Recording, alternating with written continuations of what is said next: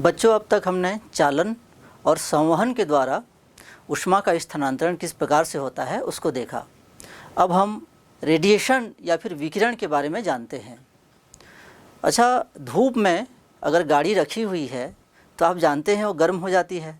उसकी सीट पर बैठने का जो अनुभव है बड़ा ही भयानक होता है गर्मी के दिनों में। साथ ही जैसे कोई पत्थर रखी हुई है धूप में तो वो भी गर्म हो जाती है। वो गर्म कैसे हो रही है? असल में सूर्य से जो विकिरण, ऊष्मीय विकिरण आ रहा है, उसी ऊष्मीय विकिरण के द्वारा वो जो गाड़ी है या वो जो पत्थर है गर्म हो रही है। या तवा जो है वो गैस पे चढ़ी हुई है, आप तवा के पास हाथ को ले जाएंगे तो आपको तवा गर्म लगेगी। तवा को बिना छुए भी तवा गर्म लगेगी। क्यों? क्योंकि तवा से भी कुछ चीज़ निकल रही है, कुछ विकिरण निकल रही है। असल में कोई भी तप्त वस्तु, किसी भी वस्तु को अगर हम गर्म करें तो उससे एक तापमान के कारण, उसको गर्म करने से उसके तापमान में वृद्धि के कारण, उसके ताप के कारण एक विकिरण निकलती है। उसको हम ऊष्मीय विकिरण कहते हैं। असल में परम शून्य ताप के परे, परम शून्य ताप से ज़्यादा किसी भी चीज़ का अगर ताप है, मतलब 0 केल्विन से अधिक ताप है किसी भी वस्तु का, तो उससे एक विकिरण ऊर्जा निकलती है।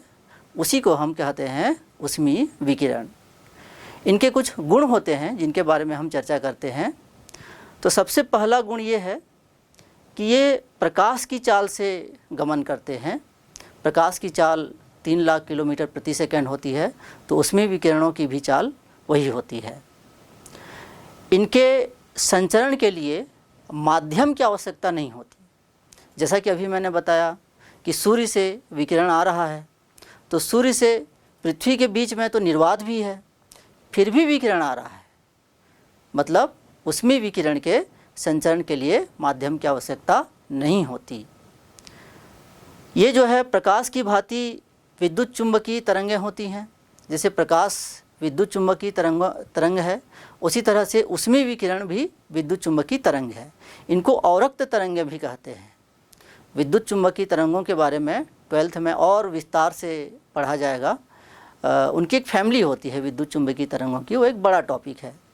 तो विद्युत चुंबकीय तरंगों के अंदर ही प्रकाश तरंगें आती हैं, जो दृश्य तरंगें जिनको हम देख पाते हैं, और उसी के अंतर्गत कुछ तरंगें होती हैं जिनको हम अवरक्त तरंगें कहते हैं। और वही जो है ऊष्मीय विकिरण भी है।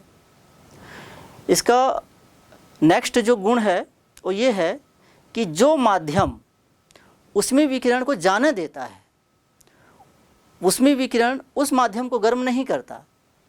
जो माध्यम ऊष्मीय विकिरण को जाने देता है, उस माध्यम को ऊष्मीय विकिरण गर्म नहीं करता। लेकिन जो माध्यम ऊष्मीय विकिरण को रोक लेता है, उस माध्यम को ऊष्मीय विकिरण गर्म कर देता है।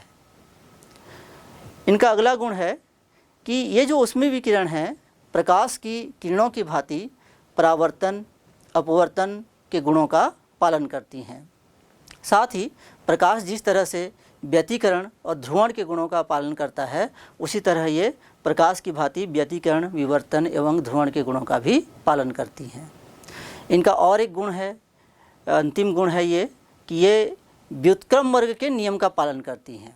मतलब कि स्रोत से दूरी जितनी बढ़ेगी, स्रोत से दूरी जितनी बढ़ेगी, जो उसमें विकिरण की तीव्रता है उतनी ही कम होगी। तो इस तरह से ये इनके गुण हैं। अब हम चालन, संवहन और जो विकिरण है, इसमें एक तुलनात्मक अध्ययन कर लेते हैं कि तीनों में क्या अंतर है। तो सबसे पहले हम देखते हैं चालन। तो हम जानते हैं कि चालन क्या है। चालन की विधि में ताप पतन की दिशा में प्रत्येक अणु समीपवर्ती अणु को ऊष्मा स्थानांतरित करता है। मतलब ताप जिधर कम होता है उस दिशा में जो है प्रत्येक अणु जो है सामने वाले अणु को, उसके आगे वाले अणु को अपनी ऊष्मा देता है। संवहन क्या है? संवहन की विधि में कण ऊष्मा स्रोत से ऊष्मा लेकर ठंडे भाग की ओर चले जाते हैं। और विकिरण क्या है? विकिरण में ऊष्मा स्रोत से माध्यम को बिना प्रभावित किए ऊष्मा विकिरण का संचरण होता है। अगला देखते हैं कि चालन में माध्यम की आवश्यकता होती है, संवहन में भी माध्यम की आवश्यकता होती है, लेकिन विकिरण में माध्यम की आवश्यकता नहीं होती। अगला, चालन में माध्यम जो है गर्म हो जाता है, संवहन में भी गर्म हो जाता है, लेकिन विकिरण में माध्यम जो है अप्रभावित रहता है। अगर माध्यम अगर रोक रहा है उसको तो गर्म होगा, लेकिन माध्यम अगर नहीं रोक रहा है तो क्या होगा, अप्रभावित होगा। चालन से जो है, चालन की विधि द्वारा धातुएं एवं ठोस पदार्थ गर्म होते हैं। संवहन की विधि से द्रव और जनरली जो द्रव और गैसें जो हैं वो संवहन की विधि से गर्म होती हैं, जबकि विकिरण से ठोस, द्रव और गर्म, ठोस, द्रव और गैस, मतलब जो भी विकिरण को रोकेगा वो गर्म हो जाएगा। अगला जो है, चालन में जो है ऊष्मा स्थानांतरण की गति धीमी होती है, संवहन में भी धीमी होगी। चालन और संवहन इसमें ऊष्मा स्थानांतरण जो है धीमे गति से होती है, जबकि विकिरण में जो ऊष्मीय विकिरण है वो बहुत तेज़ गति से आता है, लगभग प्रकाश की गति से 3 लाख किलोमीटर प्रति सेकंड की गति से ऊष्मीय विकिरण का संचरण होता है। तो जो विकिरण की विधि है उसमें बहुत ही तेज़ गति से ऊष्मा का स्थानांतरण होता है, जबकि चालन और संवहन में बहुत ही धीमी गति से होता है। अंतिम इनमें जो अंतर है वो ये है कि चालन में ऊष्मा स्थानांतरण टेढ़े मेढ़े मार्ग से हो सकता है, साथ ही संवहन में भी ऊष्मा का जो स्थानांतरण है वो टेढ़े मेढ़े मार्ग से होता है। लेकिन जो विकिरण है उसमें स्थानांतरण हमेशा सरल रेखा से होता है, सरल रेखा का जो मार्ग है उस मार्ग से ऊष्मा स्थानांतरण होता है। जैसे प्रकाश जो है सरल रेखा में गति करती है, तो ऊष्मीय विकिरण भी सरल रेखा में गति करती है। तो चालन और संवहन में ऊष्मा का स्थानांतरण टेढ़े मेढ़े मार्ग से हो सकता है, लेकिन विकिरण में ऊष्मा का जो स्थानांतरण है सरल रेखा में होता है। आइए अब हम न्यूटन के शीतलन नियम को देखते हैं। बच्चों, एक गर्मा गर्म चाय आप ऐसे जगह में पी रहे हैं जहाँ पर बहुत ज़्यादा ठंड है, जैसे कि कश्मीर, और उसी चाय को आप रायपुर जैसे शहर में पी रहे हैं जहाँ ठंडी नहीं रहती, गर्मी थोड़ी बहुत रहती है। तो जो चाय का जो कप है या जो चाय है कहाँ पर ज़्यादा ठंडा होगा? निश्चित रूप से वहाँ पर ज़्यादा जल्दी ठंडा होगा जहाँ पर ठंडी ज़्यादा है, मतलब कि कश्मीर में। तुलनात्मक रूप से रायपुर में वो चाय जो है जल्दी ठंडा नहीं होगा, कश्मीर में जल्दी ठंडा होगा। यही जो नियम है इसको कहते हैं न्यूटन का शीतलन नियम।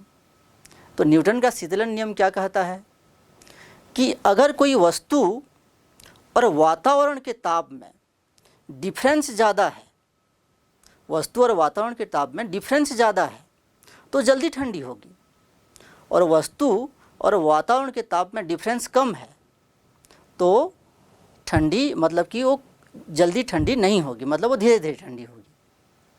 इसका हम इस तरह से इसकी परिभाषा को देख सकते हैं कि यदि वस्तु के ताप और उसके चारों ओर के वातावरण के ताप में अधिक अंतर न हो तो ये वस्तु की शीतलन की दर, वस्तु के शीतलन की दर वस्तु के मध्यमान ताप और उसके चारों ओर के वातावरण के तापांतर के अनुक्रमानुपाती होती है।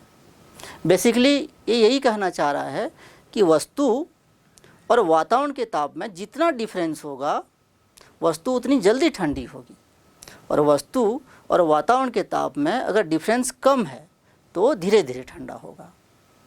इसका जो गणितीय रूप है इसको देख लेते हैं। मान लेते हैं कोई वस्तु T समय अंतराल में T1 सेल्सियस से T2 सेल्सियस तक शीतल होती है, ठंडा होती है। तब जो शीतलन की दर होगी वो क्या हो जाएगी? T1 minus T2 by T upon T, T1 minus T2 upon T। और वस्तु का जो मध्यमान ताप है, T1 से T2 ठंडा हुई तो मध्यमान ताप हो जाएगा T1 प्लस T2 बाई 2। यदि यहाँ पर वातावरण का ताप T0 सेल्सियस T0 सेल्सियस है, वातावरण का ताप अगर T0 सेल्सियस है, तब वस्तु का मध्यमान ताप और वातावरण के बीच का जो तापांतर है वो हो जाएगा T1 plus T2/2 minus T0। ये वस्तु का मध्यमान ताप और वातावरण के बीच का तापांतर हो जाएगा। अब शीतलन का नियम क्या कहता है कि जो शीतलन की दर है वो अनुक्रमानुपाती होगा इस तापांतर के। तो शीतलन की दर T1 minus T2/T proportional T हो जाएगा T1 plus T2/2 minus T0। बराबर करने के लिए एक नियतांक लगाएंगे K, जहाँ K एक आनुपातिक नियतांक है। तो ये जो समीकरण है ये न्यूटन के शीतलन के नियम का गणितीय रूप है। इसका उपयोग करके हम आगे सवाल भी बनाएंगे। अच्छा, जो न्यूटन का जो शीतलन नियम है इसकी कुछ सीमाएं भी रहती हैं, सीमाएं भी हैं, कुछ लिमिटेशंस है। पहला लिमिटेशंस ये है कि ये तब बहुत अच्छे से वर्क करेगा न्यूटन का शीतलन नियम जब वस्तु और उसके आसपास के जो वातावरण का ताप है उसमें 30 सेल्सियस से अधिक का अंतर ना हो। ये पहला उसकी शर्त है। दूसरा ये है कि ऊष्मा की जो हानि है वो केवल विकिरण के द्वारा ही होनी चाहिए, चालन या संवहन के द्वारा नहीं होनी चाहिए। ऊष्मा की हानि केवल विकिरण के द्वारा ही ऊष्मा की हानि होनी चाहिए। तीसरा है, जिस सतह से विकिरण के द्वारा ऊष्मा का क्षय हो रहा है वो जो सतह है उसका क्षेत्रफल और उसकी प्रकृति जो है ऊष्मा खोते समय तक नहीं बदलनी चाहिए। ऊष्मा का जो क्षय हो रहा है विकिरण के द्वारा जिस सतह से हो रहा है उसकी प्रकृति और क्षेत्रफल नहीं बदलनी चाहिए। तो ये उसके लिमिटेशन है। अब एक प्रश्न के माध्यम से, एक एग्जाम्पल के माध्यम से हम न्यूटन के शीतलन के नियम को समझते हैं। यदि किसी वस्तु को 100 डिग्री सेल्सियस से 60 डिग्री सेल्सियस तक शीतल होने में 3 मिनट का समय लगता है, तो इसी वस्तु को 60 डिग्री सेल्सियस से 20 डिग्री सेल्सियस तक ठंडा होने में कितना समय लगेगा, जबकि आसपास के वातावरण का ताप 10 डिग्री सेल्सियस है। तो ये प्रश्न है हमारे पास। तो देखिए 100 डिग्री सेल्सियस से 60 डिग्री सेल्सियस तक शीतल होने में 3 मिनट का समय लग रहा है। तो 100 से 60 तो मध्यमान ताप हो गया 80। तो मध्यमान ताप 80 है और वातावरण का ताप है 10। तो जो टेम्परेचर का डिफरेंस है पहले वाली स्थिति में 70 है और उस स्थिति में ठंडा होने में 3 मिनट का समय लग रहा है। बाद की स्थिति में हम देख रहे हैं कि 60 से 20 ठंडा हो रहा है, मतलब कि मध्यमान ताप हो जाएगा 40। तो मध्यमान ताप 40 और वातावरण का ताप वही है 10।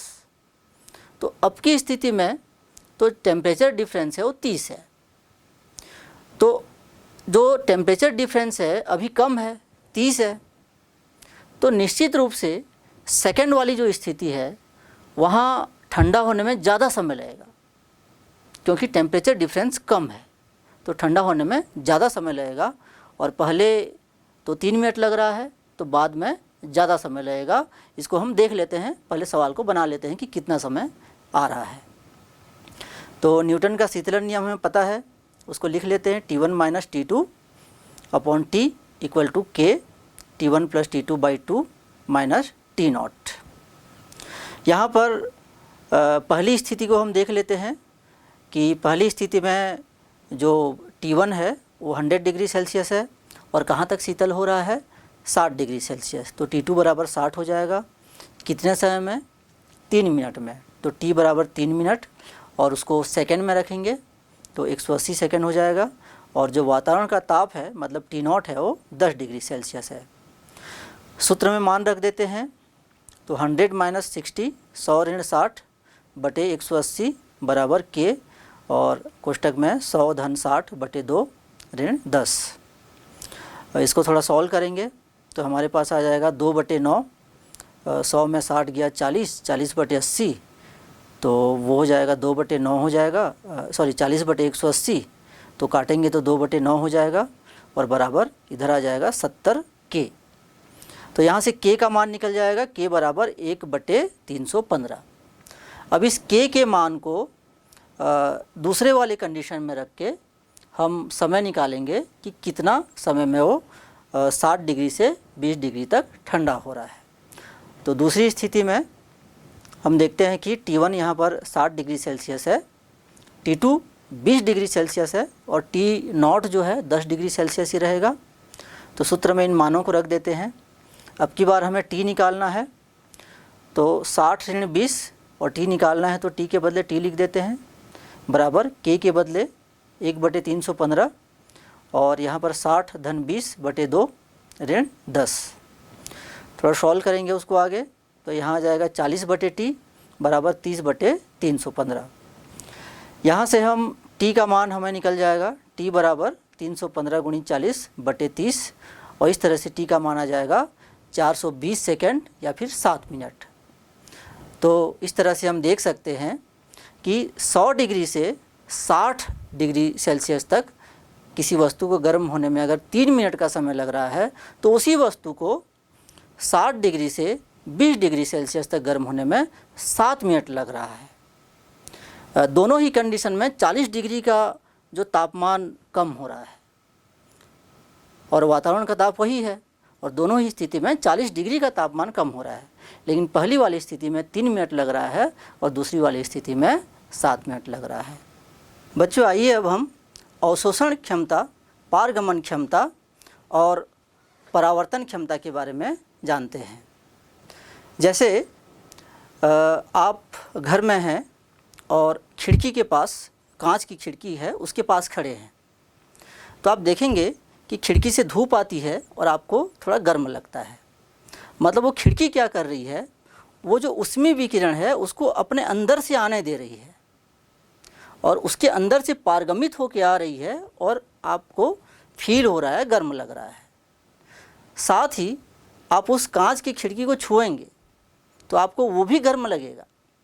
मतलब कि वो कांच की खिड़की भी क्या कर रही है, ऊष्मीय विकिरण को अपने आप में अवशोषित कर रही है और वो जो है खुद भी गर्म हो जा रही है। साथ ही कुछ हिस्सा को परावर्तित भी करती है। तो इस तरह हम देखते हैं कि कोई भी वस्तु में जब ऊष्मीय विकिरण आपतित होता है, मान लो ऊष्मीय विकिरण क्यों आपतित हुआ, तो उसका कुछ हिस्सा को अवशोषित कर लेता है, कुछ हिस्सा को पारगमित कर देता है और कुछ हिस्सा को रिफ्लेक्ट कर देता है, परावर्तित कर देता है। अगर आपतित ऊष्मीय विकिरण क्यों है और जो अवशोषित ऊष्मा है उसको ए मान लेते हैं और जो पारगमित ऊष्मा है उसको टी मान लेते हैं और परावर्तित ऊष्मा को आर मान लेते हैं, तब क्यू बराबर क्या हो जाएगा, ए प्लस टी प्लस आर। मतलब कि जो क्यू है वो तीनों का योग होगा। अब इस समीकरण में अगर क्यू का भाग दे देंगे दोनों तरफ तो A by Q plus T by Q plus R by Q बराबर 1। तो यहाँ पर जो ए बाई क्यू है, मतलब जो अवशोषित ऊष्मा, किसी पदार्थ द्वारा अवशोषित ऊष्मा और आपतित ऊष्मा, उसका जो अनुपात है उसको हम स्मॉल ए से दिखाएंगे और इसको कहते हैं अवशोषण क्षमता। इसी तरह से टी बाई क्यू किसी पदार्थ द्वारा पारगमित ऊष्मा बटे कुल आपतित ऊष्मा, टी बाई क्यू, इसको हम स्मॉल टी से दिखाएंगे और इसको हम कहते हैं पारगमन क्षमता। साथ ही जो आर बाई क्यू है, कैपिटल आर बाई क्यू, जहाँ आर क्या है, परावर्तित ऊष्मा, परावर्तित ऊष्मा किसी पदार्थ द्वारा बटे कुल आपतित ऊष्मा, इसको हम स्मॉल आर से दिखाएंगे और इसको हम कहते हैं परावर्तन क्षमता। ये जो तीनों जो क्षमताएं हैं ये पदार्थ की प्रकृति पर निर्भर करती हैं और इनका कोई विमीय सूत्र नहीं होता है, ये विमाहीन राशियां होती हैं। अच्छा, अवशोषण क्षमता से हम क्या समझेंगे? जैसे कि 100 रेडिएशन आ रहा है, कोई 100 रेडिएशन आ रहा है और कोई चीज़ है वो 60 रेडिएशन को मान लो उसने एब्जॉर्व कर लिया, तो ए क्या हो जाएगा, ए जो है 60 अवशोषित कर लिया उसने 60 और टोटल कितना आ रहा है 100, तो 60 बाई 100, स्मॉल ए क्या हो गया 0.6, मतलब कि अवशोषण क्षमता क्या हो गया 0.6, मतलब कि 60% उसने जो है उसमें विकिरण को क्या किया, अपने आप में एब्जॉर्ब कर लिया, अवशोषित कर लिया। काला रंग जो होता है वो अच्छा अवशोषक होता है, तो काले रंग का जो है, काले रंग का जो कपड़ा है या काला रंग जो है उसकी अवशोषण क्षमता ज़्यादा होगी, गर्मी के दिनों में बोला जाता है कि काला रंग पहन के मत जाना। क्यों? क्योंकि उसकी अवशोषण क्षमता ज़्यादा है, वो ज़्यादा से ज़्यादा ऊष्मीय विकिरण को क्या करेगी? अवशोषित कर लेगी। जो सफ़ेद रंग है उसकी रिफ्लेक्टिव पावर जो है, उसका जो परावर्तन क्षमता है ज़्यादा होता है, सफ़ेद या जो चमकीला होता है। इसीलिए गर्मी के दिनों में अक्सर सफ़ेद जो कपड़ा है पहना जाता है। क्यों? क्योंकि उसकी जो परावर्तन क्षमता है वो ज़्यादा होती है। ये जो तीनों जो क्षमताएं हैं, इन तीनों का योग जो है एक होता है। मतलब कि अवशोषण क्षमता, पारगमन क्षमता और जो परावर्तन क्षमता, तीनों का योग क्या होगा? एक होगा। और कोई भी क्षमता एक से ज़्यादा नहीं होगा। जैसे अवशोषण क्षमता हमेशा एक से कम होगा। अगर हम अवशोषण क्षमता को अगर 60% मान लें, मतलब 0.6 मान लें, तो पारगमन क्षमता 0.2 और परावर्तन क्षमता 0.2, तो इस तरह से तीनों मिला के कितना हो जाएगा? एक हो जाएगा। कोई भी एक जो क्षमता है वो एक से ज़्यादा नहीं होगा, तीनों मिला के एक होगा। अच्छा, ऐसा कोई पदार्थ है क्या जिसका कि अवशोषण क्षमता एक हो? हाँ, ऐसा एक पदार्थ है। ये असल में प्रैक्टिकली नहीं है, सैद्धांतिक रूप से जो है हम एक ऐसा पदार्थ जिसको हम कृष्ण पिंड कहते हैं, क्या कहते हैं? कृष्ण पिंड या ब्लैक बॉडी, उसको हम ऐसा मानते हैं कि उसकी जो अवशोषण क्षमता है एक है। अवशोषण क्षमता एक मतलब उसमें जितने भी ऊष्मीय विकिरण आपतित होती है, पूरी की पूरी ऊष्मीय विकिरण को क्या कर देती है? वो अवशोषित कर लेती है अपने में, ऐसा माना जाता है। लेकिन प्रैक्टिकल में संभव नहीं है। हाँ, व्यवहारिक रूप से कुछ ऐसे पदार्थ हैं जिनकी अवशोषण क्षमता बहुत ज़्यादा होती है, जैसे कि दीप काजल हो गया, दीप काजल, लैंप ब्लैक या प्लेटिनम काजल। इनकी अवशोषण क्षमता लगभग 98% होती है। मतलब अगर 100 रेडिएशन आ रहा है तो उसमें से वो 98 को क्या कर दे रहे हैं? अवशोषित कर दे रहे हैं। अच्छा, ये जो ब्लैक बॉडी होते हैं या जो कृष्णिका होते हैं, इनकी प्रमुख विशेषता एक ये भी होती है कि इनको जब गर्म किया जाता है तो वे सारे तरंग दैर्ध्य के विकिरण को उत्सर्जित करते हैं। इसका मतलब ये जितने अच्छे अवशोषक हैं उतने ही अच्छे उत्सर्जक भी हैं। प्रैक्टिकली कोई भी इस तरह से, जैसे कि मैंने कहा, ब्लैक बॉडी नहीं होता है, लेकिन एक प्रायोगिक ब्लैक बॉडी हम बना सकते हैं। अच्छा, यहाँ पर ब्लैक बॉडी मतलब आप सिर्फ ब्लैक ऐसा इमेजिन मत कीजिए। ब्लैक बॉडी जो है उसका रंग जो है पूरी तरह से ब्लैक होगा, ऐसा नहीं है। हाँ, जो काले रंग हैं वो अच्छे अवशोषक हैं। और जैसे कि मैंने बताया कि दीप काजल हो गया या प्लेटिनम काजल, वो काला है तो अच्छा अवशोषक है और लगभग 98% वो अवशोषित कर लेता है। लेकिन सभी की सभी जो ब्लैक बॉडीज़ हैं वो ब्लैक कलर के होंगे, ऐसा आप मत सोचिए। जैसा कि एक मैं एग्जांपल देता हूँ, फेरी की कृष्णिका या फेरी का ब्लैक बॉडी, ये ब्लैक हो ऐसा आवश्यक नहीं है। ये कैसा होता है, इसकी संरचना हम देखते हैं। इसमें एक कैविटी होता है, एक गुहिका होता है, जिसमें डबल लेयर इस तरह से लगा होता है। दोनों लेयर के बीच में निर्वात होता है। निर्वात इसीलिए होता है ताकि चालन या संवहन के द्वारा ऊष्मा की हानि ना हो। इसके बीच में अंदर का जो लेयर है उसमें लैंप ब्लैक या दीप काजल का पेंट किया जाता है। और जो मुख होता है उसका जो ओपनिंग जो हिस्सा है उससे सामने जो है एक शंक्वाकार आकृति होती है। शंक्वाकार आकृति इसीलिए होती है कि अगर रेडिएशन उसमें एंटर कर रहा है तो शंक्वाकार आकृति जो है रेडिएशन को अंदर की तरफ मोड़ देती है, वो सीधा डायरेक्ट बाहर नहीं जाने देती। तो यहाँ पर जो रेडिएशन या ऊष्मीय विकिरण अंदर जाता है छोटे से उस मुख से, तो अंदर ही अंदर रिफ्लेक्ट होता है और जो दीप काजल है उसको पूरी तरह से अवशोषित कर लेती है। यहाँ पर जो दोनों कैविटी के बीच में, दोनों लेयर के बीच में एक फिलामेंट लगाया जाता है H।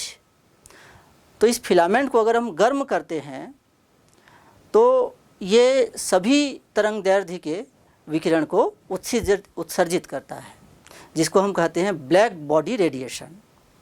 जब हम ब्लैक बॉडी को गर्म करते हैं, जैसे यहाँ पर वो फिलामेंट की सहायता से गर्म करेंगे, तो लगभग सभी तरंग दैर्ध्य के जो विकिरण को क्या करेगा, एमिट करेगा, उत्सर्जित करेगा।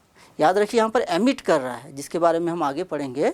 उत्सर्जन क्षमता एमिट कर रहा है, परावर्तित नहीं कर रहा है। तो उस एमिशन को कहेंगे ब्लैक बॉडी रेडिएशन या ब्लैक बॉडी एमिशन।